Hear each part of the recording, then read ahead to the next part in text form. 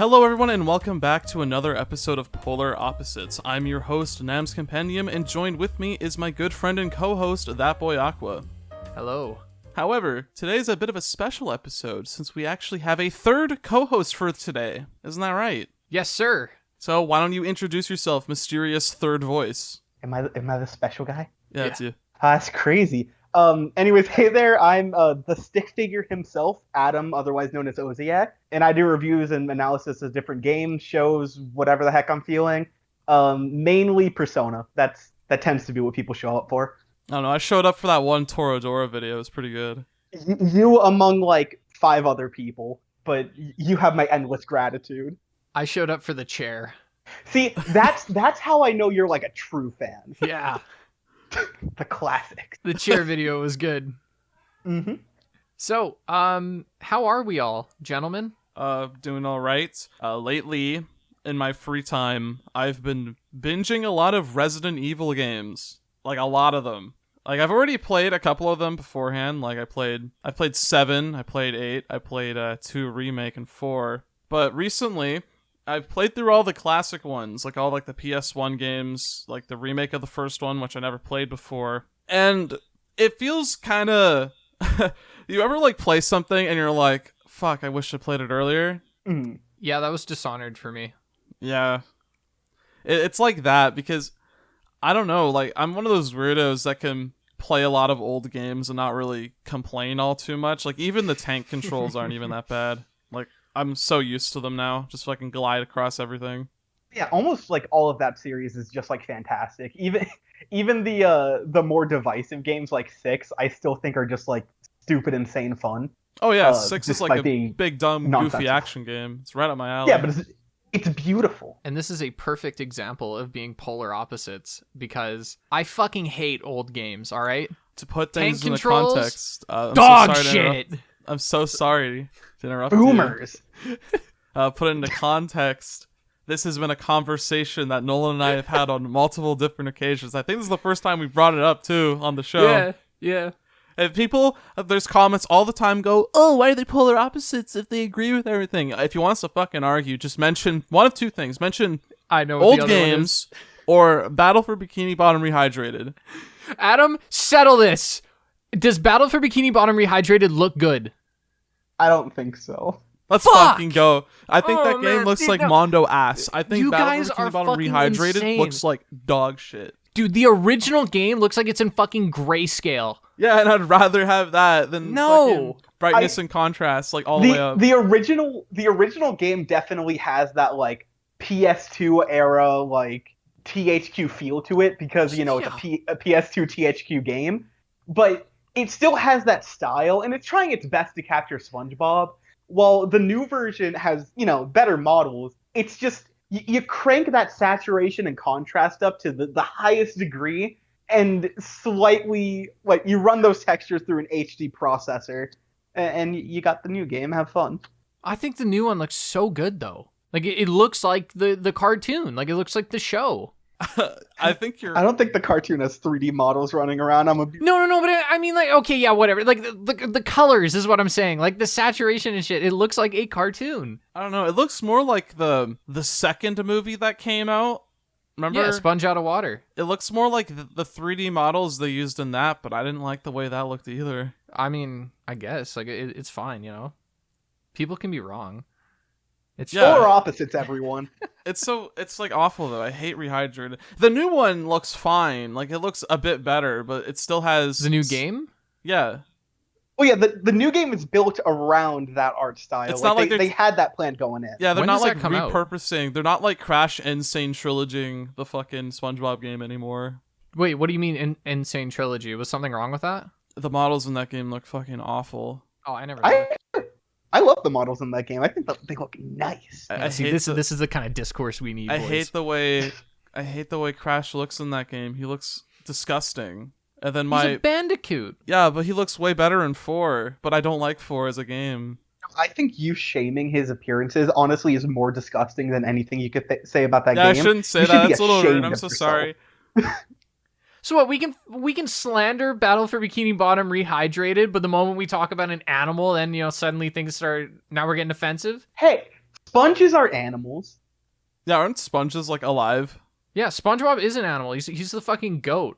All right, and I can't believe you're not putting respect on his game. He's a fucking sponge, dude. It's in his name. Yeah, He's a Bob's also in freaking his name. Bob. He's also a Bob. Sorry, getting back to it. Further context to the whole me not liking older games. I also enjoyed Saints Row, the new one. So, big grain of salt, boys. Ooh. And I was just telling Nick about this. I had fun with Saints Row. I paid for it with my own money, so I tried my best to have fun with it. But when I went back to play Grand Theft Auto 5, which released almost a decade earlier, oh man. It's a lot better and a lot more fun. And maybe what's up? Wasn't GTA 5 2011? I think that's more than a decade. Oh, no, it's 2013. I remember Okay, because you're right. I was in high school when it came out, and I started high school in like 2012. I remember because I was 13 at the time and I didn't have a job and I had to beg my parents to take me to get GTA 5. Mommy, please, I And- want to shoot people. Yeah, that was literally, I told her, I was like, dude, I don't care about like the boobs or drugs. I just want to drive cars. And it was true. I even to this day, I play Honey Pot for the puzzles. Don't care about boobs in video games. Exactly.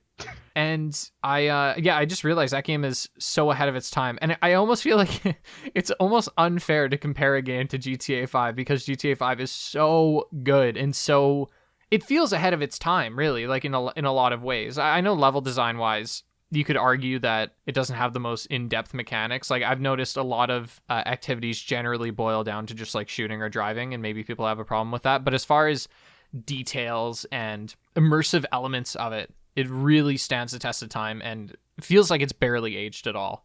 And it makes Saints Row 2022 look so bad in comparison. There's a reason they keep re-releasing that game. Like, it's basically a meme at this point, but that game does hold up superbly well. That did remind me though, did either of you see the GTA 6 leaks Yeah. from last night?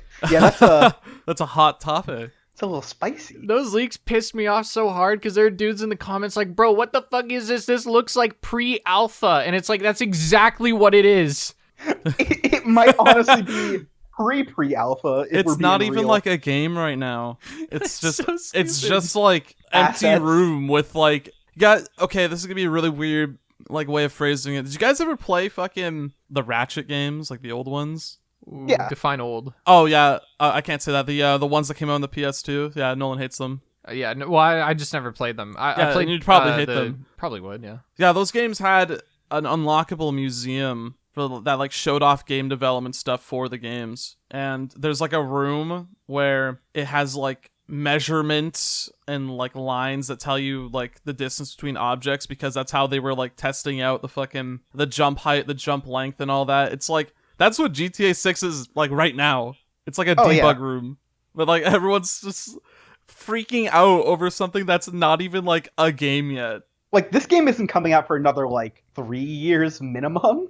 Yeah, I'd say It doesn't even have a trailer. it hasn't been announced. All they've said is that they're working on it. The closest thing is when they said that they were working on it. Like I don't like what do you Like, in a expect? vague sense. It would be like if the Insomniac Spider-Man game, if that like beta test alpha thing they made so long ago was leaked when they were just prototyping the game. It's like, dude, it looks so unfinished, looks so bad. It's like, my brother, it's like not a game yet. Who are you to judge? Dude, contrast that with Skate players who got the Skate 4 pre-alpha that was like untextured, barely playable, and they were all in love with it. They're like, this is going to be the best game ever.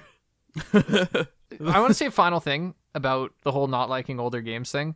It's not that I don't like inherently don't like older games. Like I still have nostalgia for games I grew up playing, such as Scooby-Doo Unmasked for the PlayStation 2. Fantastic game. Absolutely love it. But it's more that I am so accustomed to and spoiled by modern games that going back to something that has tank controls is genuinely a painful experience for me. And for example, Resident Evil is just like the older ones. I feel like I would not be able to get through them.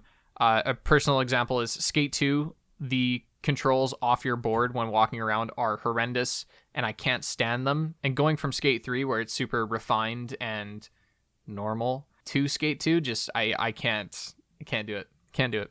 And and that has nothing to do with graphics, by the way. It's mostly just gameplay stuff. Because I still like games that have not bad graphics, but low poly or pixel art or something like that.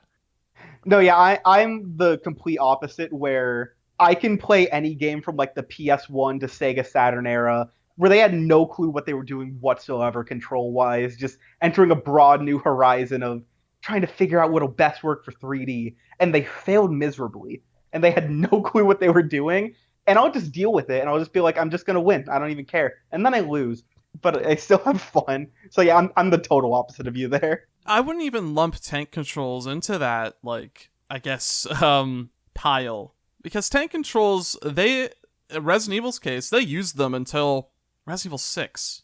5 had tank controls. What generation was 5 released on? The Xbox 360. Horrendous. And it played just fine. Resident Evil 4 is still considered one of the best games ever made. Yeah, and I haven't played any of the Resident Evil games. Like, I'm literally talking shit about a game. I don't even know what Resident Evil 5 looks like, so... It's hypothetical garbage. Yeah. It's all about how well it's designed around its limited control scheme. And I think even starting from the first one, they have always been fair about it. That's the thing. I think tank controls work very well in a survival horror setting because the limit, like, it's been overset a lot, but like the limitations of the movement there add a ton to the stress and anxiety of, oh crap, there's like friggin' Nemesis or whatever, run for your life. It is horrific in its own way. A final thing I want to say about old games that I can't stand is I can't stand not having autosave. That's it. Get good then. I'll fight you. Yeah, I gotta get good. I gotta make sure my fucking power doesn't go out in the middle of a Pokemon run. I'm personally gonna delete your save. What are you gonna do then? Die. You pick Charmander, I want Bulbasaur. I would never pick Charmander. I'm a Bulbasaur guy. Okay, well, I want Charmander now. Once again, like, a lack of autosave, I think, is a case-by-case thing. If it's like a really casual, laid-back game, like, it should have autosaves. Yeah. But I think, and I think games like, specifically, I bring this up because I got really pissed off in Nier Automata, and it's been weeks since I've gone back to this game because of this. The game had a very, Nier takes you to a lot of different places in the world, and like once you get into the story, things start happening very quickly, and you don't always have the opportunity to save. You can only save at specific points at the game, and throughout most of the game, they're pretty forgiving.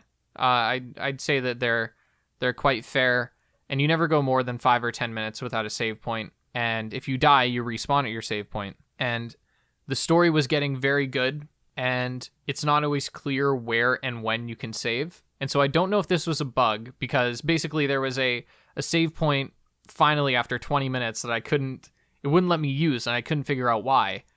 And then I ended up dying, and I lost about an hour and a half worth of progress because I realized that through all of these cutscenes and stuff, I never thought to save. And when I was given a blatant opportunity to save, something bugged, because when I went back, I was able to save, but it was losing an hour and a half of progress made me really, really upset. And I just think I don't understand why you don't have autosave. You could argue in something like Skyrim, having autosave, you don't want autosave in case you make different decisions, but games like Skyrim have autosave and manual save, which I think should be a given. And especially in Nier's case, when you have like 5 phase boss fights, it's really frustrating to die on the last phase and just, have to go back 20, 30 minutes or something like that. I find that, because I just hate having my time wasted. So I find that very frustrating, and I don't like it.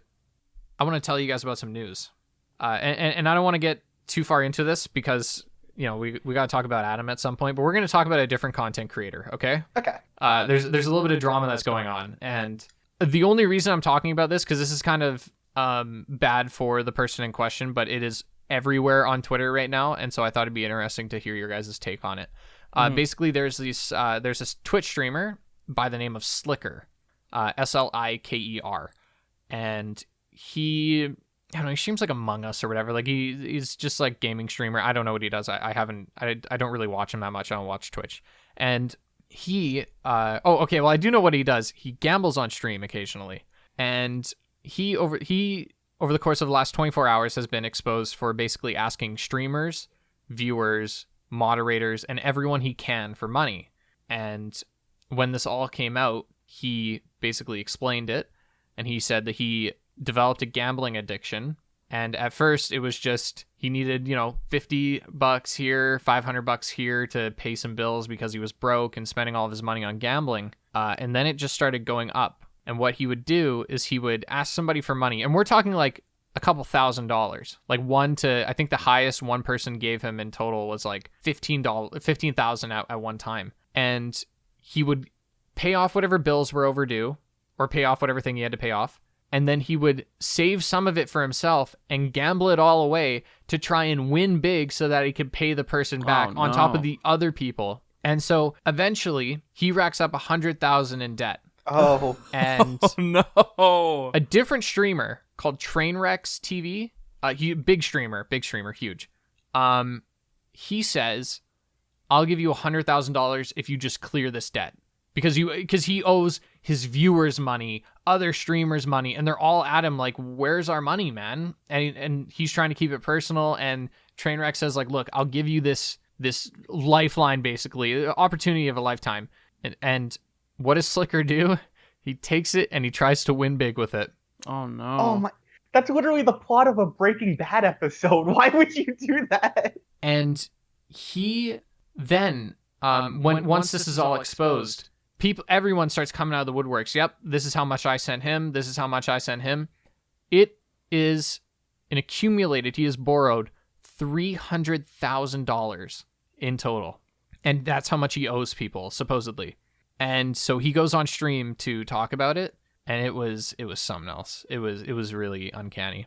As much as this is horrible, I guess like props to him in some way for he did take full responsibility for it. He basically said, like, I have a problem. I don't like I need to get help.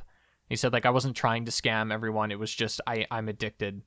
And it's just I bring this up because I want to know, what do you guys think about that? Because personally for me, that makes me sick to my stomach, because I've seen firsthand what gambling can like do to somebody and what it can do to their financial situation. Like gambling, my gambling addiction peaked on like Dragonvale as an 11-year-old buying gems on my iPad. But no, like stuff like that will seriously screw with people's lives. And like, props to him for admitting it and being open about it. I wish there were more people keeping him in check so he wouldn't gamble away $100,000. From the sounds of it, it sounded like nobody knew aside from him. Because these people that he was borrowing money from weren't talking to each other because they didn't know any better. And even in the stream, he said, oh my God, what am I going to do when my dad finds out? When my dad hears about this, he's going to kill me. That's so bad. Well, it's because these people, they know it's wrong. That's the thing. And like, there's the double-sided coin of, there being kind of that guilt and being trapped in that and, having that anxiety, not wanting to tell people. But also, like, how culpable are you of that when you do have the opportunity to, form, like, support systems or people to keep you in check? How much weight do you hold on, that kind of illness versus your own responsibility? I don't know, but it sucks. I think Moist Critical put it in a very good way where he said that you can, and I'm paraphrasing here, he said you can feel sympathy for someone's mental health issues, i.e. a gambling addiction, and still hold them accountable for the wrongdoings that they've done. And I think that's kind of where I'm at. It's like you hate seeing someone in that position. You hate seeing somebody being consumed by gambling, especially if they're a gambling streamer, where it's like their addiction is literally their job. But at the same time, it's like, that's so fucked up. And so I want to give the floor to Nick. What do you think about this? I know it's a horrible situation, but I don't really feel bad for him because he did something pretty deplorable. Yep. He took advantage of people's good faith and goodwill, essentially extorted his fan base and friends. And I hope he does get the help he needs, but in terms of like goodwill and like moral compass, like that's fucked up. Like, I think when you're exploiting your fans and like, again, being lent $100,000, you'd think would, send a clear message of use it for this, please. And when again, the addiction, I imagine, is pretty bad, especially when fueled by a Twitch career. But it's not impossible to resist those urges. You kind of have to just power through it, as unfortunate as it can be, especially that he didn't. So yeah, it's just rough. I don't know, like if he racked up over $100,000 in debt and that guy helped him out, did he not tell him at that point why he had that? Like, that's $100,000. No, yeah. So the guy Trainwrecks who gave him the money supposedly was yelling at him, saying like, "You need to stop this," and yada yada, and just basically shouldn't want to see his friend go into debt. But he didn't know why he was in debt? I think he did. I can't guarantee, but it sounded like he was aware that it was a gambling thing. It had to have been. Like, there's no... You don't just hear, I'm $100,000 in debt, and then go, oh, here, let me help you out, without being like, what the fuck happened? Like, what did you do? Yeah, for sure. So here's the further development that I'm really curious to hear what you think, because I think I might have a hot take on this. But XQC and Ludwig, two other massive streamers, have said that they are collectively gonna come together and they're gonna make sure that every person who basically got scammed is gonna get their money back, and it's gonna be out of their wallet. And what do you think about that solution to the issue here? That is very generous of them if they do go through with that. It's extremely generous, actually. And big ups to them if it all goes smoothly and all that. That is super cool. But they shouldn't associate themselves with that guy anymore afterwards. I guess this is on a smaller scale, like smaller scale way to look at it, but I don't know how that really fixes Slicker's kind of like situation. It kind of just gives him a get out of jail free card. And like, yeah, he's in a garbage pit. I do not envy being in that pit at all, but I feel like something has to be done. I'm not saying they have to associate themselves with this. It's awesome they're doing this, but I feel like something has to be done to cut that issue out at the source and do something, anything. I don't know. I don't think they're fixing Slicker's situation. They're helping the people who were affected by him, and I think that is entirely different. But I don't think, like if they're friends with this guy or not, I don't know. But if they were, I don't think they should want to, like, bail him out of any of these, like, pits. Because no matter what, his credibility, his public reputation is ruined now forever. Like, when you hear this guy, you're going to think, I got $100,000 from my viewers and friends, and I kept gambling it away. And I did not pay them back. I'm in a similar spot with Adam, where I think it is generous and it's great for the victims, but I also feel like he was already given a $100,000 get out of jail free card and was not able to fix his issues. So I'm wondering if this wipes all of his debt. I mean, the only thing stopping him from getting more money is from people knowing about the reason that he's asking for money, because he was lying the whole time. He'd say like, oh, my car broke down, I need to fix a part or whatever. And so the only hope is that people just stop giving him money. That's the thing, like, and there's two kind of contrasting ways to look at it. Like, it could either go, he gets like bailed out by this and is no longer in debt, and then he's like, okay, I went too far, I'm gonna get this fixed, maybe go to therapy or something, whatever, not gonna do it again. Or, in the worst timeline, goes, oh, well, people are just going to resolve the situation for me again if I just keep doing this. All right, back to the grind, which would be horrible.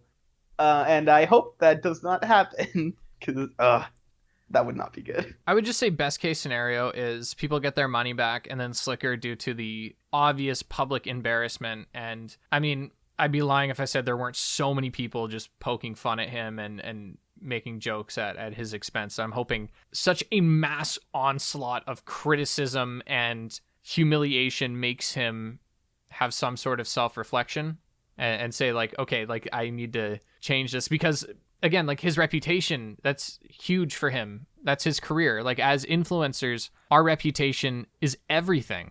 And so, hopefully that is enough for him to have a bit of a wake up call. And again, I don't bring up this topic as a means of shitting on him more or anything like that. I just think I just thought it was interesting, and I think it's pretty insane, because that's something you don't see every day, at least not on such a public scale. I think regardless, his reputation is permanently in the water.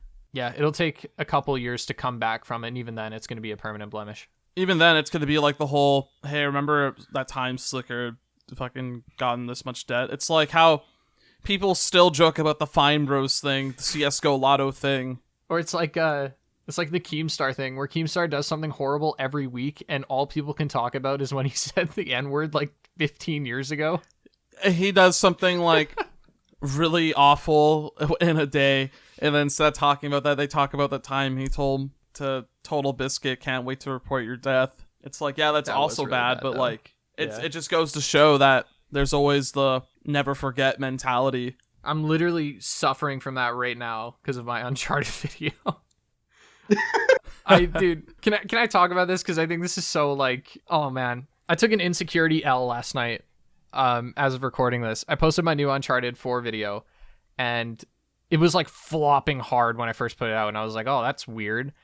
And following YouTube's advice, they were like, hey, you should change the title and thumbnail. And so I did, and I changed it to one that was more enticing. I said, this is the most divisive Uncharted game, because I believe it is. There were a lot of creative decisions that were made in Uncharted 4 that were very different from the trilogy prior to it. And a lot of people disagreed. And so because of that, then they were saying I was clickbaiting. I'm like, well, I don't think I'm clickbaiting, because I make a case in the video for why it's so divisive. Like, here are all the problems that people had with it. Here are all the changes that were made.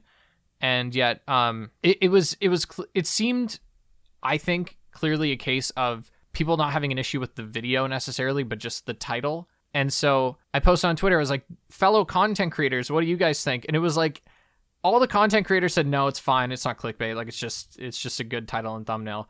And then every non-content creator was like, no, this is disingenuous. And so I was like, what the fuck? So I end up saying, like, I don't want to be seen as somebody who does clickbait, because I don't think I do. I think I definitely have enticing titles and thumbnails. And I think there are one or two cases where I definitely come close to riding the line of clickbait, but I don't want to actively deceive the viewer. And so I was like, you know what, just for the sake of, just as an act of good faith, I'll just change it anyways. And now I'm getting even more comments making fun of me for changing the title and thumbnail again. And the reason I bring this up is because as we were sitting here, I checked my comments, and I got another comment on the video that said, oh, the video is doing badly, time to change it for the 10th time. Oh no. And yeah, why are there 3 different thumbnails? I witnessed every title change this video had. Went through like 3 thumbnails and titles. Lol. I wonder how many times he will change the title. I've clicked on this video 3 times, and each time it had a different thumbnail and title. LMAO. Why does the title for this video keep changing? It's all anyone's talking about. Fuck. Oh my god. Dude, and Nick, you fucking told me. You warned me last night. I was like, I think I should just change it. Anyways, just so then people aren't like mad at me. And he's like, oh, they'll just make fun of you for changing the thumbnail. I'm like, and in my head, I'm like, no, it'll just be like 2 or 3 people. No, they'll just do it again. No, dude. And it's like so many comments in a row. This man has changed the title and thumbnail of this video 3 times now. Let's see if he'll go for a 4th. Having trouble deciding on a title, huh? I swear this is the 3rd time. It doesn't help that this is all in the span of a day, not even. Yeah, and it was just, so the video did bad, and within like 2 hours, I changed the thumbnail and title the first time, and then I changed it again like 7 or 8 hours later. No, maybe like 10. Later that night, anyways. Yeah. But it's because, like, because there were multiple comments saying that it was clickbait, and they all had, like, a couple of likes, so I'm like, okay, clearly there's some people who feel this way, because, and I don't like saying this, but it is hard to gauge what people actually think, because it's like, I see, 5 out of 100 comments are like, this is clickbait, and then I look at my statistics that say click-through rate is high, watch time is high, so, like, clearly there isn't an issue. And so it's hard for me to really gauge, is this just a very vocal minority, or is this actually an issue? And so, yeah. I mean, that's just one of those things that I've always found fascinating, of there being a very clear divide between the audience experience and the creator experience. Because, like, there are a few, like, viewers who keep in touch with kind of how the YouTube space works and kind of the games of it and what you need to do to keep up. Mm-hmm. But ultimately, most people are just witnessing it from, he put a review score in the thumbnail. He's trying to make me think something I don't. What is wrong with him? Yeah, but like it's a very different thing that I'm not saying a lot of audience members inherently are expected to, but there is a very, very low to non-existent sympathy from audiences of understanding why situations are like that because if you put an eye-catching thumbnail, you're clickbaiting, and clickbaiting is just to get money, and getting money is bad because you can't make profit off of the video you put effort into. Yeah, because how dare it's you very want to make the video that you spent actually 100 hours on perform well? Damn. Well, and that's what I find weird. It's like, it seems as though some people want you to not do the things that you need to in order to be successful. They're like, no, stay on your grind, king. But if you put a Metacritic score in the thumbnail, fuck you. It's like, that's what we have to do in order to get our video out there. And if we don't, then we don't make as much money on the video. We can't afford to keep making them at the pace that we're going. And chances are a lot of people who end up really liking the videos wouldn't have clicked on, the prior thumbnail in the first place. And so it's like, it's this weird thing of you're not allowed to basically play the metagame. In a perfect reality, like, we would be able to name videos whatever creative thing we want, which you technically can, but, name it whatever you want that you think would be just like a creative fitting title. Just make like just a simple single frame, like nothing thumbnail, or a super artsy one, whatever you want to do, and just not care. And then people will use their super senses to see that's a quality product, and watch it, and you get 1 trillion views. That's not the utopia we live in. We don't live in one. So it helps to more so take videos at the value that's in them. Like, I don't care how people clickbait videos. I'll watch them and see how they actually are, which I don't blame people for not doing as much because, how else are you going to click on the video? And it's easy to make early assumptions about a video's content based on the thumbnail, but I don't know. It's literally the concept of don't judge a book by its cover. It's just odd. It's an unfortunate circumstance of how much YouTube values homepage clicks now. Yep. Views from the front page whenever you upload are the most important right now. And unfortunately, this is something that I see a lot of viewers say, and I don't mean to seem as though I'm talking down to them, but I just don't think they get it. They say things like, you just need to make a better video. If your video is good, it'll stand on its own. And that's not true at all. That's not how it works. People can't tell if a video is good by just looking at a title and thumbnail. They don't know it's a good video until they're brought to the video.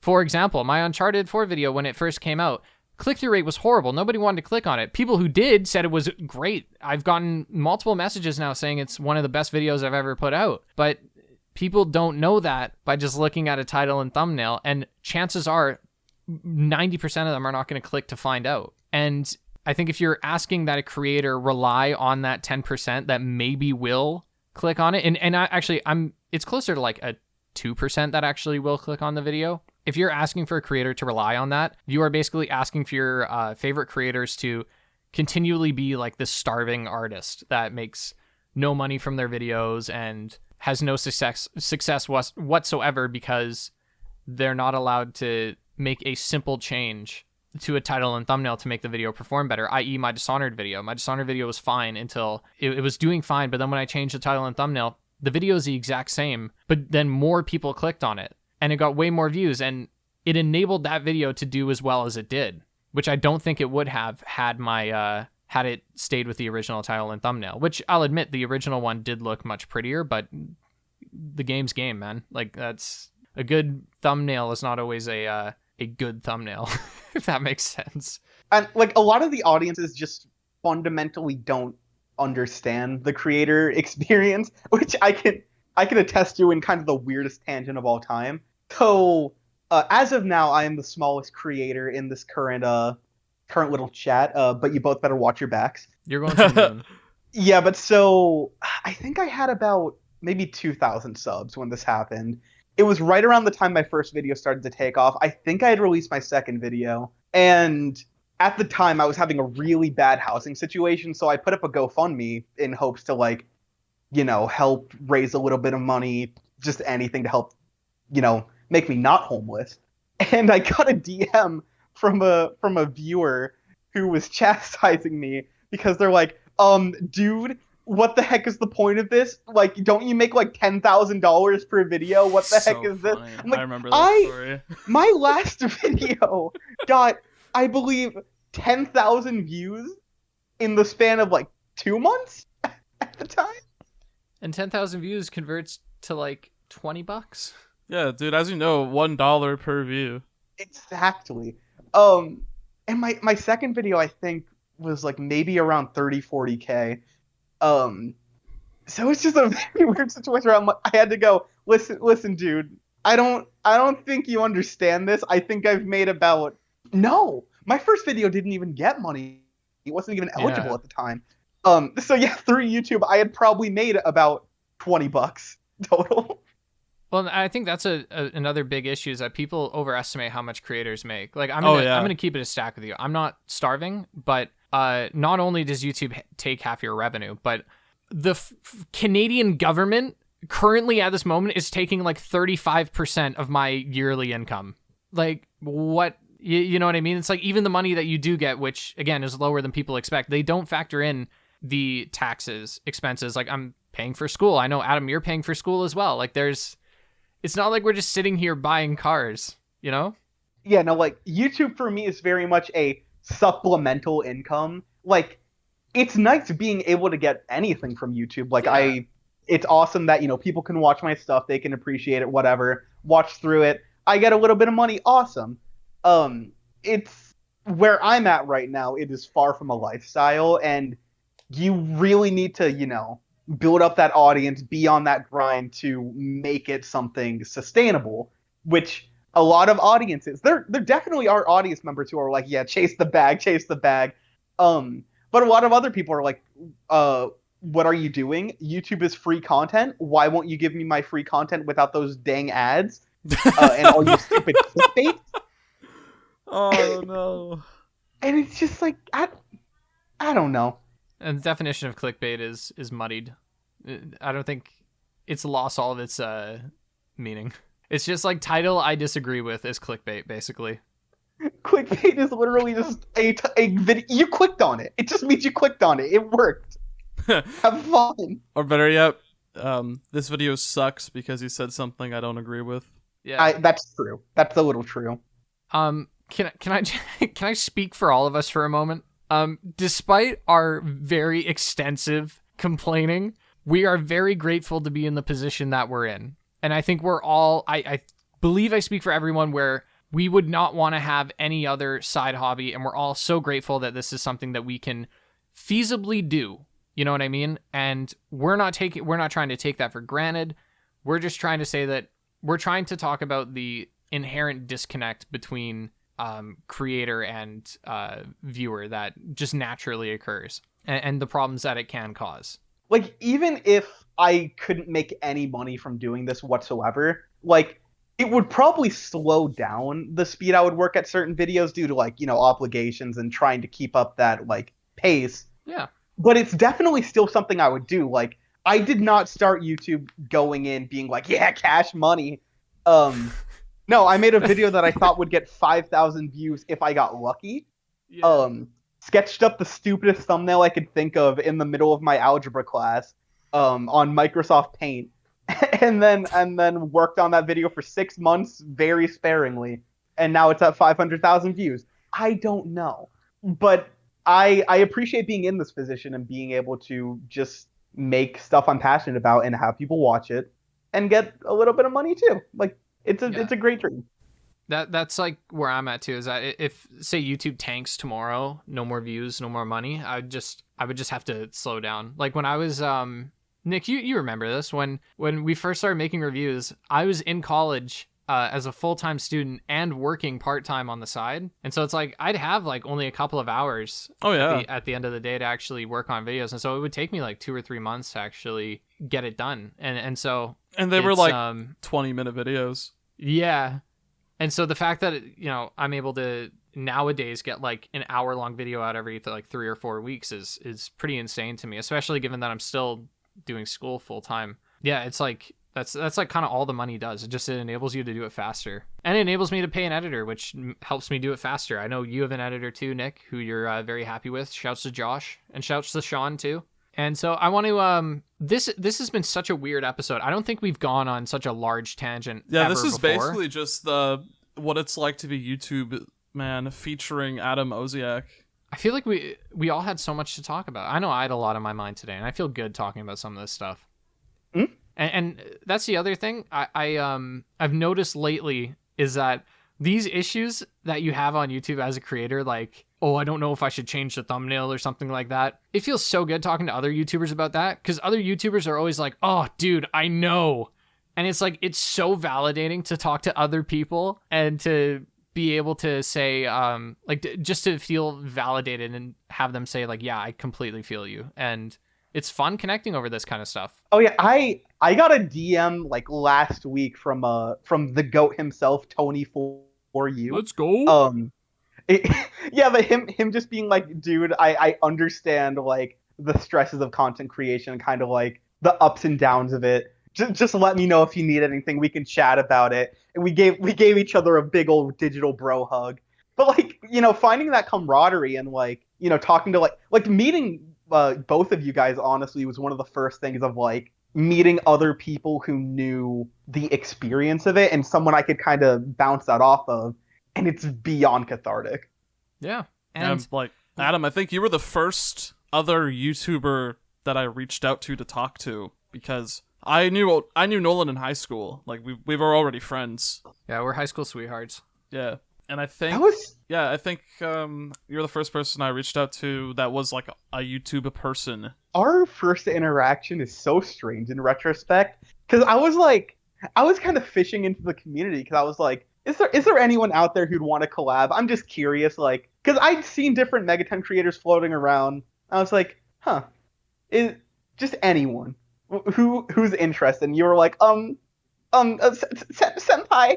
Some guy, someone, I remember it was like, you asked if anyone would like to see someone collab with you. Someone mentioned me, and then you were like, oh, who's this person? And then I saw it, and I just responded with the eyes. Yeah, well, because I find it funny, because, you're hard to remember, Nick, just fluttering out of my mind. I did watch your P3 video before then, so I definitely had watched your stuff. I just didn't pair the name with the thumbnail. Because you did, like, someone linked it and you did said, yeah, I remember him. But yeah, no, so it was literally just like, okay, you know what, if he's interested, we'll see what we can do. And then you joined my Discord server, and immediately I saw that you had the same chaotic energy that I did while interacting with people there. I'm like, okay, this friendship is going places. Oh, that's one of my favorite things, is when people find out what I'm actually like outside of the video sphere. There's a lot of people, because your videos definitely have kind of like their quirkier sides to them, but your delivery is played very straight. Yeah. And outside of that, you are a maniac. Someone absolutely needs to get you on nothing medication. Like that at all. Yes. So I always find that really funny, because like me in YouTube videos is honestly just me. Mm-hmm. Like, I say it's more animated, but honestly the stick figure that I always fling around is probably less animated than I am. So, and I've always found that dichotomy with your stuff really funny. I mean, it's good that you already set up people's expectations for that, because I will admit, when I do get a little jokey, when I do get a little spicy on the internet sometimes, where people don't expect it, they think I'm just an asshole. Like, wait, why'd he say that? That's really mean. It's like, no, I was just fucking, I was kidding around when I say that kind of stuff, but like people don't expect it. Yeah, no, that's the thing, because like online, there's a reason tone indicators exist, but even those can only do so much. Yeah. I have had to build a reputation of being the perpetual optimist online who also just does not take any situation seriously. So people used to take everything I'd say as extremely pretentious, and now they're just like, oh, okay, so it's just that dude floating around in space. Yeah, fair enough. I just want to apologize for all the YouTube talk, but you have to remember, all of us are completely obsessed with this shit. So it is our day in, day out. I could talk about this till the cows come home, dude. It's already been an hour. Yeah. And on our so little, let's- we had a note list. I have no idea if we're still following it or not. fuck the note list, all right? You know what? My day has been going pretty good. Yeah. Hold on. I want to say this for the people listening. We always do this. We always have a list of notes, and we've been very good at following this list. Oh yeah. It helps us gauge how much longer we have left. According to this list, we have only done the very first thing, and that was, how are you? No, we got through Who Are You? And then we got halfway through How Are You? Yeah, but there's, how did you start on YouTube? And you kind of said that yourself anyways, but Yeah.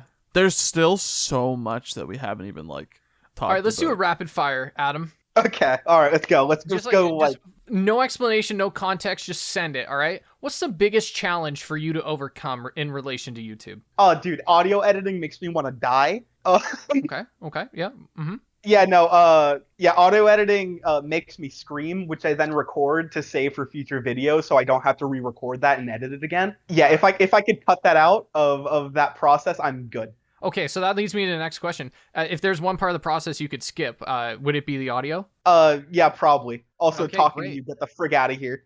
Shouts out to Nick for editing this episode. Just Also, saying. number three, I guess we also answered that. What is the worst part about YouTube? I guess it might be the audio. No. Worst part of YouTube is the freaking algorithm. The algorithm is Satan. Making thumbnails. Yeah, don't worry, bro. I got a couple of Metacritic scores I can throw in your thumbnails. Just put in any Sorry, I need to Metacritic get score. my Persona 5 Royal 0 out of 10 versus 1,000 out of 10s. People are gonna lose their minds. You know, yeah, I need to copy the Metacritic format that you both have tried and It just works. put like a negative score. Put a negative score as Negative one of 2 them, million. and then put like a 300 perfect rating. I give Persona 5 a 300 out of 10. Exactly. It's accurate to my feelings, guys. The other thing Get too off is my that back. the meta is just like big dick, don't care about titles. It's like counterculture. Yeah. You need to, instead of, don't capitalize anything. Don't make an enticing title to be like, so I played Uncharted. And then people are going to be like, whoa, really? And they click on it. Just put like a close-up image of like Nathan Drake's 3D model doing like the big like test rig smile. And then just title the video like the letter I, lowercase. It's funny. That thumbnail was what Nolan wanted to go with originally. Yeah. Dude, that is not it a was joke. like, I think my new thumbnail is banger, by the way. But I love it. I love the shadowy characters. That's cool as fuck. yeah. You guys are so talented. But, well, this is the perfect example of, like, you can have a nice looking thumbnail that is not a good thumbnail because click-through rate has gone down, but I'm not changing it again. I'm too fucking embarrassed. I just want the comments to end, dude. It's like, the video's an L. I just want to move on with my life and forget about it. It's okay. Remember that time when when I made the DMC1 video, I made 7 thumbnails and then I had to change it 3 times after that anyways? Yeah, but at least yours was over the course of like a week, not like an 8-hour period. Oh man. Okay, so what's the best part about YouTube to you? Like, what's the part that you absolutely love? I mean, like, as cliche as it is. Okay, Don't say the fans. no. Okay. It's not. Alright, I'll be honest about that. That's not I'm not saying that's an invalid answer. I'm just saying it's like it's like if you go to the beauty pageant and you're like, oh, what's your dream? World peace. Is it I just okay? want to Come on. entertain you guys. Give us something juicy. That's what every streamer, YouTuber says. They're like, well, I just want to make people's day better and I wanna make them them smile, happy. make I them want to make laugh. them smile, make them laugh. You know, I just want to. It's like, no, man, you just want to talk about fucking video games, and that's okay. I do it for me. I was good It's at like, it. Why It's do I not do it? called Because it's fun. MeTube, Adam. If I want to help the world, I'm gonna go like volunteer or some shit. Yeah, but like in a sincere note, like Yes. I just love YouTube as a platform, despite it being psychopathic sometimes. I like games, I like anime, I like different shows, whatever. I just like discussing them. Yeah. Like I care about art to an excessive degree, just in general. So like being able to gush about that stuff and like express my opinions while also making videos that I maybe put a bit too much effort into animating, which a lot of people apparently like. So like I'll try and keep that up, but like I like it. I have a short attention span, and it just like keeps me locked in. Just pure energy. I think it makes you stand out really well amongst like every other person in this community. Mm-hmm. I had people for years, and I even had someone mention it recently, which like caught me off guard. People, I've mentioned the stick figure a couple times, but people were like, "Dude, your stuff is great. Just get rid of the stick figure. No. Like, why are you using the stick figure?" It's like, no, that is such a like unique thing to it. Like, obviously, everyone has their rant sonas or whatever, but just the stupid, crude stick figure that both templates I had for them, I sketched up in maybe a minute. And just running with that and doing the best I can with them. It's really just stupid, funny, it's expressive. I can do a ton with them because I have no artistic ability, but I can draw stick figures, so it's something. When me and Adam worked together on the Honey Pop 2 video, he sent me all of his stick figure things, and it was in a zip file called The Creature. And it had like 300 images. Yeah, there's a lot of them. Because it's literally just like one file. I lost that file when I got a new phone. But it was one file that I had to recreate that was just the base stick figure and then different layers of different like eye positions and mouths and arm positions and just mishmashing them together into different poses. And I'm just like, all right, export PNG, throw them all in one file. There's probably a better way to do it. I don't. I just deal with it. So every video I make is like just a mountain of game recordings or show or whatever, and then an even bigger mountain of stick figures that I gotta sort through. I don't know. In terms of like video making though, I just love expressing myself creatively like that. Yeah. Some people might find it pretentious, call your videos art, but they're wrong and stupid, and log off. Ratio. Sorry, I'm just I'm looking for something right now. Can't believe you're ruining the video. No, it's because you I think I have your stick figure file hanging around on my computer. Okay. You guys would If have you to want it. just check your DMs and then sort for the file called The Creature in the Discord search. I trashed the it was La Criatura, I think. Some Spanish shit. I don't speak it. But I okay, so it's not on my laptop, but I can't find the email that you sent.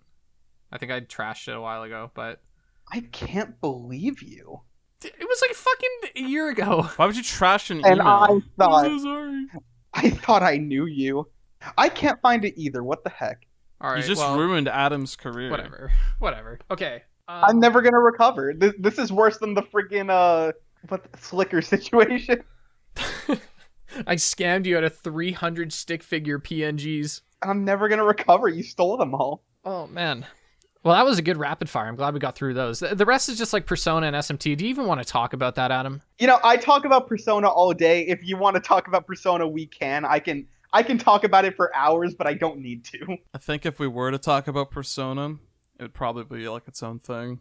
Yeah. And we could have Adam and other people that are very passionate about that series on here. Yeah, realistically, the Persona questions were just in case we didn't have enough to talk about, but clearly that is not an issue.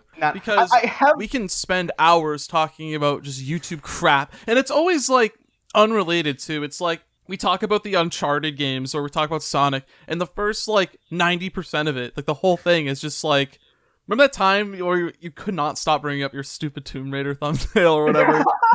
No, it's just because I pronounced Lara's name as Laura. Yeah, and you kept getting comments, and every single time we recorded, you'd always come back with... I still get fucking comments over it, dude. To this day. I don't know what it is. I've noticed, like... And it's not even like I initiated it, because definitely, like, Nolan, you were kind of just going off, which, nothing wrong with it.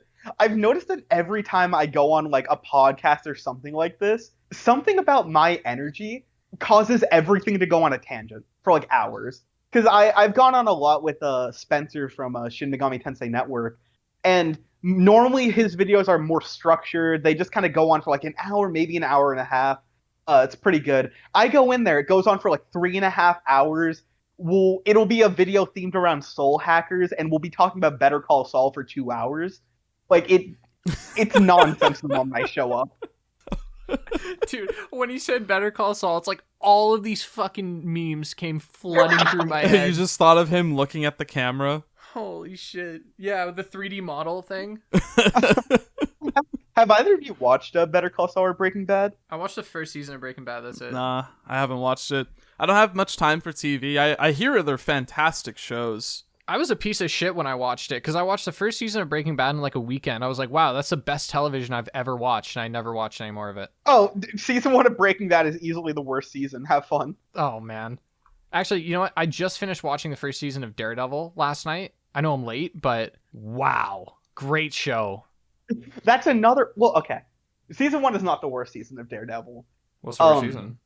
Maybe the second season. Fuck. Higher highs, lower lows. Okay. But fantastic show. Season 3 is a masterpiece. Have fun with that. Thank you. I will. Never mind. I hope you don't. Not with that attitude. I just said thank you. I will. Okay, fuck you. I'm gonna hate it, and I'm gonna blame you. Polar opposites. Yeah. I don't know. The stuff that's been on my mind, like grind wise and just time, which I should be editing my video. You have no idea how many times I've muttered that phrase. listen. Splatoon 3 has consumed me. Is it good? I have been not okay. I have put like 50 hours into that game already. It is bad. It's not bad. It's fantastic, but that's gonna be me when the new COD game comes out. Most dude bro thing I've ever heard in my life. Okay, but yeah. you gotta commit to it.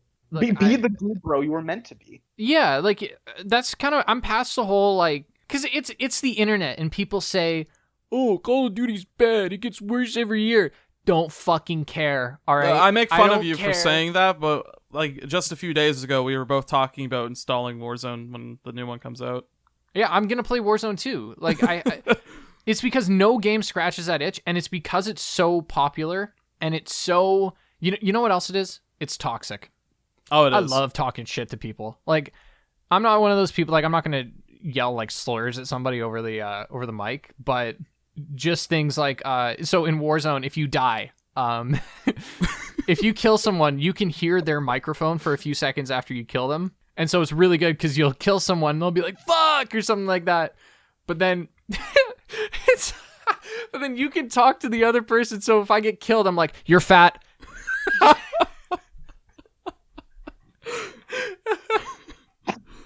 The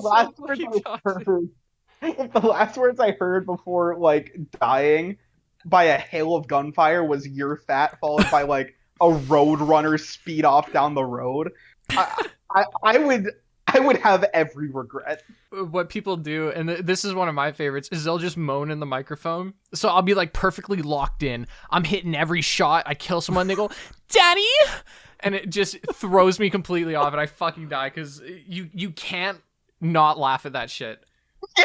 It's too funny. And so in Warzone 2, they're putting in proximity chat, which is, for those who don't know, is if two players are close to each other in game, they can hear each other like their microphones. And so you could be shooting someone and be actively saying like, fuck you! No, yeah, because then you can just scream at someone as you're sprinting up to them, so it's just going to slowly increase. That would be in volume. so scary. Because it's like, you know, I agree that I think there's some games where it gets too much. Like I think Valorant is very bad for just like unnecessary screaming at people. But I feel like every now and then it's kind of fun to just like argue with somebody over a game. Like I play Overwatch solo queue, which is hell on earth. And when people start getting mad at me, sometimes if they're completely in the wrong, I'll just fucking start yelling at them back. Because it's fun when two people are just like, you're not fucking doing your job. You're not doing your job. And sometimes you just want to get in some shit, you know? Okay, because I can relate on all fronts on this, though, you know. Splatoon is on a core level is very similar. Aesthetically very different.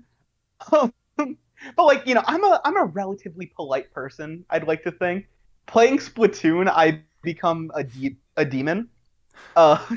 Because I'll literally pick like the worst shooter weapon in the entire game and then just sneak up behind them, like every single enemy person, and just massacre them, and the entire time be screaming about how they got killed by the worst weapon, and just like questioning towards the sky what kind of morons I'm facing. And it's evil and wrong, and I should have sympathy, but I don't. Why did they lose to the aerospray? What is wrong with you? I have a similar thing where it's like I try really hard to, in my personal life and online, to be as friendly and kind as possible. You know, I try to give the benefit of the doubt. I try to be as nice as possible because I think, like, because that's the kind of person I want to be. And so I try to be like that as much as possible. But Nick knows when I get into a fucking competitive shooter, man, it is bad. Like, we'll play Fortnite and we're killing 9-year-olds. And after every kill, I'm like, trash, L, can't believe you died to that gun. Fucking awful. Uninstall the game. And it's bad. Or sometimes, but in real life, you're a very dapper dude. You really had to restrain yourself from putting me at gunpoint to do this podcast. Yeah. And you still did. But, like, it's the thought that counts. Hey, you do what you got to do, right? Or sometimes we get the greatest clip of all time where Nolan killed a guy as Venom and he segues over to me, like revives me, and then we both do the gritty emote at the same time, just following each other. Yeah, and there was no coordination. Or no, there was. I was like, oh yeah, do the gritty, 3, 2, 1, go. It's such a good clip. It was so funny. And it's so toxic. Follow Nolan's Twitter. He puts bangers out. Occasionally. But it really is like, I feel bad because in retrospect, I'm like, oh man, am I being rude? But then I think, as long as the other person starts it, then I don't care. Really, it's Epic who's being rude because they put the funniest emotes in the game. Yeah. Like, they're the one allowing me to do the Renegade for 5 whole minutes. They gave me the ability to purchase Goku and have him do emotes, so I did just that. Venom sits down and plays the banjo with a Moai head on his so back. Funny. That is after so he funny. kills you with a gold AR. Fortnite is such a interesting game as being this like cultural amalgamation that I can't place my finger on. It quite literally is everything everywhere all at once. I'm gonna play it tonight. There's a brand new season, and guess who's in it? Spider-Gwen. I did see that. My friends are all hyped. Still have. I think I played a total of 5 minutes of Fortnite. Hey, well, if you want to play another 5, let me know. Well, because I'm not even opposed to playing it. I've heard, especially after no build, like it's a fantastic fun time. Yeah. And I might. I'm just lazy and I haven't, but I probably should. Though I also did state definitively, and I stand my ground on this. I will become a perpetual Fortnite player the day that, not if, but the day that Joker Persona 5 gets added to Fortnite. When they do that, I'm gonna buy him instantly. I'm just saying it's inevitable. It's gonna happen. It will happen. And his glider will be the Morgana bus. That would be amazing. It'll be Arsene. I like the bus, but no, it'll be. Dude, he'll have a fucking tarot card on for his backpack. Yeah, it's like variants. He'll have the one with the mask, the one without the mask, or it's just gonna be him in the Phantom Thieves outfit and him in the Shujin outfit. Yeah, like in Smash Bros. Yeah, it's poggers. I love it. How is this gonna make me broke again? I got that stupid collector's edition. I'm buying Persona 5 on PC the day it comes out. I'm probably not even gonna play it. Yeah, no, because I want to make more P5 videos because like. I often do get pinned as like the Persona 5 guy because early on I made a ton of P5 videos and won't even admit it. That game lives rent-free in my head. I could talk about it for years. I somehow will never get burnt out on that game. But the thing is, now I have to wait for the 60 FPS version to come out if I want to record footage. So I'm like, well, I guess I'll get the PS5 version. Well, if I'm going to get this, I guess I'll get the Steelbook.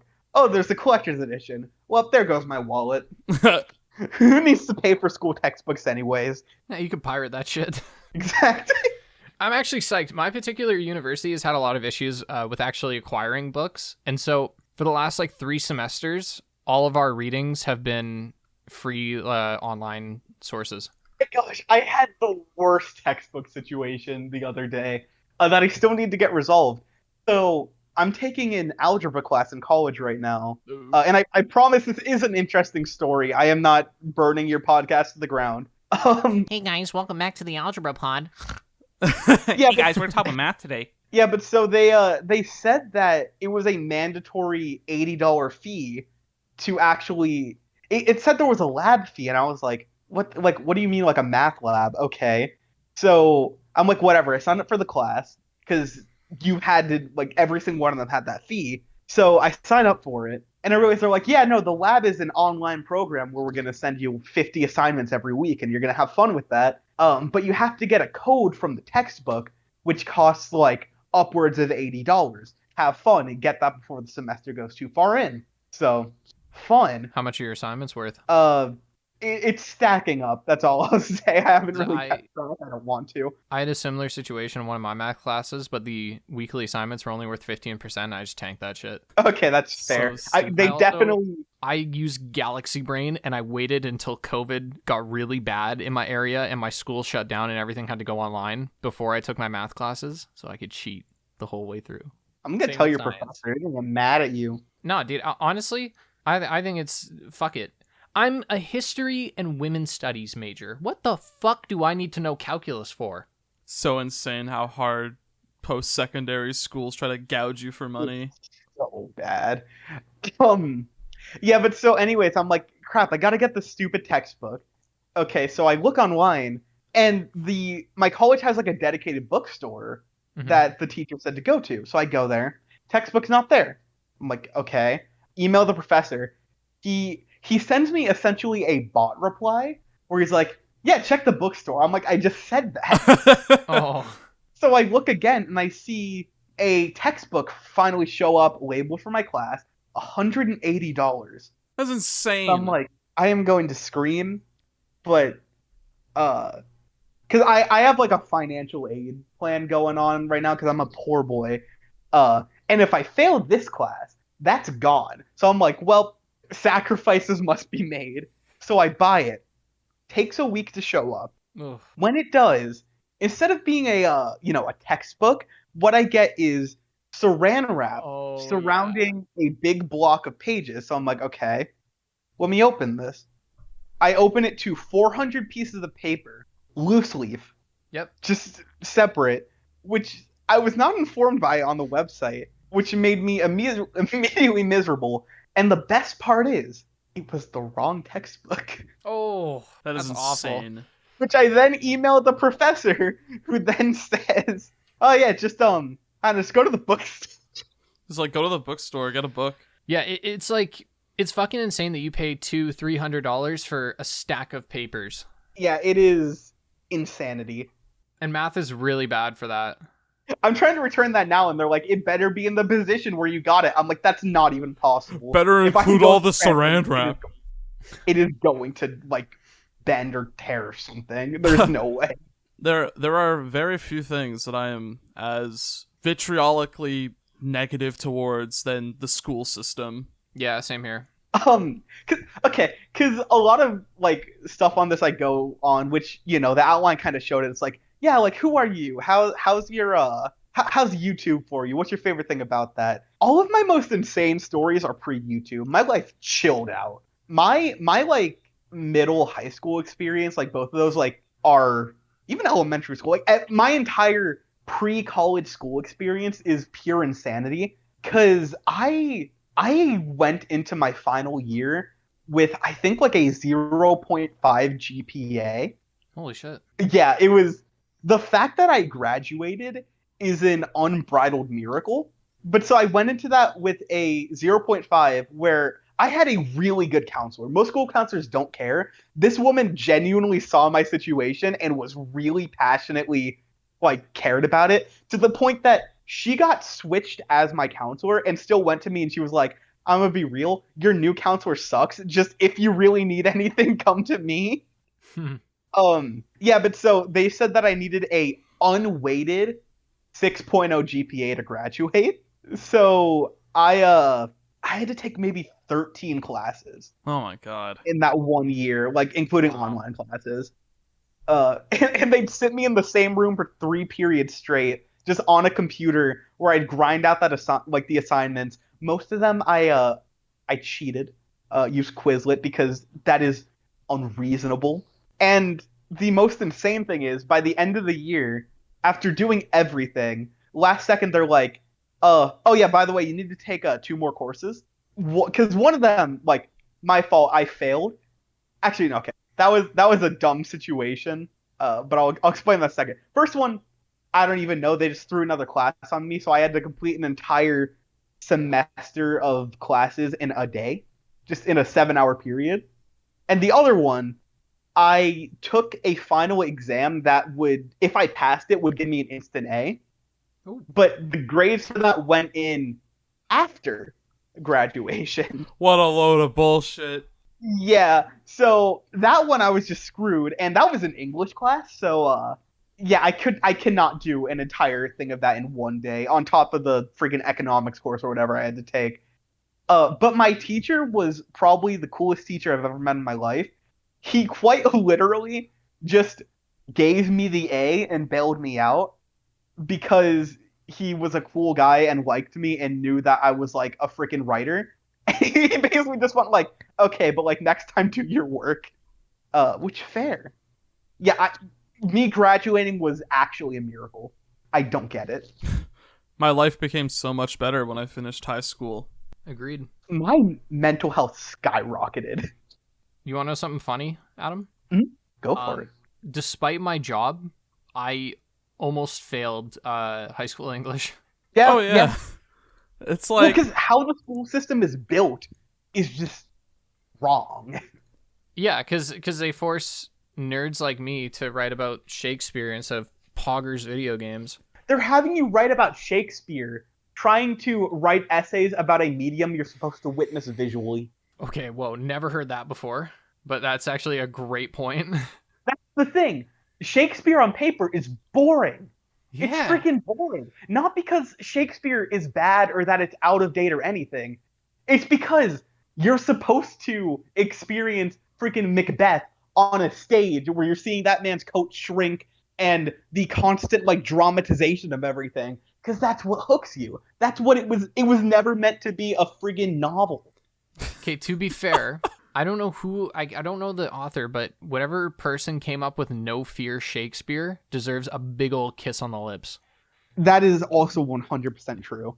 For those who don't know, No Fear Shakespeare is, it takes a play like Macbeth or something like that and rewrites every single scene in like modern English. So you can actually completely understand what is happening. And it even has like little footnotes being like, oh, this symbolized this, this, and this back in the day. And it is beautiful. It makes it so much more digestible. And it makes it easier to understand. And if you're writing about it, that's huge because you need to understand what you're writing about. Love that. That was a big game changer in high school. Yeah, I can't stop thinking about what you said, how Shakespeare's a visual medium, like his plays and such, and they make you analyze the text. It would be like, that's the equivalent of taking the movie script for, like the screenplay for The Dark Knight, and then having to analyze that for an assignment. even then, I understand that more. Because at least, like, that accounts for, like, direction, stage direction, has, like, descriptions of what's going on more so. Mm-hmm. Shakespeare is, like, the way they have this written down is very light on it. It's just, like, setting. This is where they are. Maybe one detail. Go. Exterior forest, Macbeth. It's like, what is this? The exterior forest? Excuse you? There's an interior forest? What do you mean? I don't get it. Yeah, the school system is abysmal. Hate it. Wow. This was an episode. Yeah. I'm gonna keep it a stack with you, okay? My dad are the biggest fan of Polar Opposites, okay? It's not up for discussion. He's told me that his favorite parts of the episodes are the slice of life things. He said because they're a lot more relatable. And he said that for somebody who doesn't play video games, it's the most approachable, or not approachable, accessible part of the podcast. And so I think this episode was full of that. And I think this is great. I would also like to apologize directly to your dad for swearing so much, because I know he has an issue with my swearing. Oh, mine too. I've dropped a couple of fuck bombs in this episode. Oh, sorry. Dad, you can't see me. I'm doing a Hail Mary as we speak. It's chill. He's standing behind you right now. He's behind me right now, isn't he? Yeah, I don't say swear words. I am ashamed of your potty mouths. And you really got to think before you speak. And I think that's the moral of the episode. I don't know how you're, like, able to do that, man. It's like, I'm so bad with it. Like, I've had I've had people say, "Wow, you swear so much." It's like I can't help it. Like I don't think about it, and I'm not sure how you even get into that like mindset. You know what it is? What? I'm telling you, for me, I've noticed I swear a lot because it's a filler word. Oh yeah, it replaces the ums and likes. Yeah. And people say, I remember reading online when I was a teenager, because I wanted to justify my own very excessive cursing. I Googled, why do people swear so much? Or something like that. And they said that supposedly very intelligent people swear. And I just want to say right now, I think that is a load of bullshit. Yeah, I'm the smartest I man on was earth. gonna say, way to rub it in, dude. I do You're not dumb. think that's... Actually, you know what? I've been making an effort to not swear as much and to be more direct with my wording. And I know I'm not good at that, because even in this episode, when we were talking about the slicker thing, I was saying, oh, it's just fucked up. And obviously, you can't spend time deliberating everything, and it's a skill that you need to work on. But I remember the reason was because I met with this doctor years ago. It was just like some like medical thing. It's not a big deal. And I told him, I was like, yeah, so this is what I'm facing. And, you know, it's really, I said, I don't know how to explain it. It's just, it's fucked. And he looked at me, he was like, you know, Nolan, there's so many beautiful words in the English language. Surely you could find one to describe what you're talking about. And I was like, whoa. And then you said no and hit the gritty. Yeah. Fuck off. Fuck you, whore. We like Fortnite. And then I grittied out of there. But seriously, that like completely changed my perspective on language as a whole. See, I find it interesting because, like, not even to disagree with that, but because like I love doing YouTube. My main passion is just straight up like writing, like novel writing, and I find it really funny because as someone who does not say like anything at least that I consider a swear, writing characters who do, which is not unnatural or hard. It's just really funny getting into the mentality of them and finding out what is like the good balance of like natural while not being excessive. And like, you know, sometimes you need to find those better, like clearer words, but sometimes they're just gonna say the F word. And you gotta deal with it. Well, and I think that's what gives curse words power, is when they're used infrequently. And I think, because I do think there is a place for curse words. I completely think that profanity has its place, even within a professional setting, but it has to be scarce and it has to be very deliberate. You gotta swear with a purpose. Yeah, and because I think, especially within a writing context, cursing can be used to convey emotion very well. Yeah. Like, if you have a show... No, you're fine. Yeah, if you have a show like, for instance, I always think of BoJack Horseman. I don't know if either of you watched that. I've seen a few episodes. Yeah, fantastic show. It starts off a little slow, but gets really good. They have a rule of only saying the F word once per season. And every single time it happens, it is representative of a major relationship just breaking, just permanently. And it is one of the most effective uses of just that I've ever seen in the show. It's a very small thing, but it is very strong. It's like that time in Persona 5 Strikers where Ryuji actually says fuck. And it's like so huge. Brutal. That's like a combined like 150 hours of buildup of the Persona 5 experience. And it works. And as a player, I was like, oh, Ryuji, my God. Like, they cut out all the music and they put so much emphasis on it. It's like, holy heck. And when you boil it down, it's so stupid because it's just like, why does this he's seem like so emotional? Because he said fuck up, idiot. So funny. Wow. Well, just for Nick's sake, I want to say that we should wrap things up because we're coming up on an hour and 35 minutes of recording here. And this was exceptional, guys. Adam, thank you so much for joining us. Yeah, it was a great interview. I'm glad we got to pick your brain a lot about the process and all the ideas you have just burning in your mind. Yeah, glad we got a comprehensive look at my YouTube scene. I genuinely believe that this was a really good piece of look into just your energy. Yeah, that's the best way to put it. And it's not a bad thing at all. Fuck. Sorry. I was just saying it's not a bad thing. Okay. You're fine. Well, like you said, you have this weird energy where when you're just here, people just can't help but just talk about everything. Like it just everything goes off the rails, which I find it funny because like I am simultaneously a really quiet kind of reserved person in person, but when you get me in that mode, I never shut up, and everyone will try their best to make that happen. Um, you have no idea how many times I've wanted to end episodes of this podcast and Nolan just won't stop. It's a genetic thing. I can explain it if you like. No, it won't stop. I can. It's quick. It's a quick explanation, genuinely. Go for it. Nick, do I have your permission? Okay, go for it. If it goes longer than 2 minutes, I'm gonna cut you off. My grandparents, my mother, and everyone in my family does this. It's where they say goodbye, and then the conversation continues for like 45 minutes after. I did this at my grandma's house this past week. We were there visiting and just having a good time, and then we stood up, put our shoes on, and we talked at the front door for another half an hour. I don't know what it is, but and I do it. My brother does it. My sister does it. My mom does it. And everyone on my mom's side does it. My dad and my dad's side doesn't do it. But so I genuinely, I think it's a genetic thing. Well, still, it even happens in Discord calls. Like, I was talking to Tony last night. Like, oh, it was so... I feel so bad because we were going to join our regular group call, but he wanted help with his thumbnail. And he was like, oh, I don't want any distractions. Could we just, like, do it in, like, a private call? It's like, okay, sure.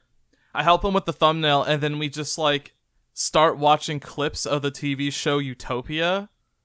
And then we start talking about fucking a character from Resident Evil, and we go down like this rabbit hole of just like looking at random shit. And little did we know, like 4 hours pass and everyone's already gone. It's like, oh, uh-oh. Well, it's because you're enjoying the company. You're having fun. No, yeah, like whenever I've called like either of you guys or like both together, which honestly I need to do more. Agreed. But I'll be like, yeah, I'll be here for like an hour or two, and then I'm 3 hours ahead of you time zone wise, so I'll be up until like 5:30 in the morning, just vibing out. I'll be like, okay, I think it might be time to go. And then I don't. It's just endless. One kind of last note that I wanted to at least elaborate on, kind of similar to what Nolan was saying, but in my own little way, which I don't understand the cause of it, but it might elaborate some things about that energy we were describing. So I've realized that I have reverse stage fright, which I find very strange, and I don't understand it. Because I remember before COVID, I was taking a public speaking class in college, and with that class, obviously, you had to go up and do speeches, and some of them I was a psychopath, so I decided to improvise. And, me going up, like, my anxiety is nowhere near as bad as it used to be, but like I would be sitting there shaking, just like, oh gosh, I gotta get that. This is gonna suck. And then I'd get up on stage and I'd just be like in the zone and just riff like crazy, just pure energy, just no like sheer confidence. And then I'd walk off the stage and just go, what just happened? So like I don't understand. I have that inverse of like the moment I have that kind of like audience to entertain and just that kind of energy to it, I'm just good to go. And I have sheer confidence with it. I don't get how it works. Yeah. I know, sometimes it's just hard to shut off once you start. Like, we have so many issues with just hanging up calls sometimes that I'll even just straight up say I'm going, and then I just hang up just to stop it. Get away from me. I've talked to Nolan so many times where it's like, yeah, I'll take a break for an hour. It's never an hour. And I always know it's not going to be an hour.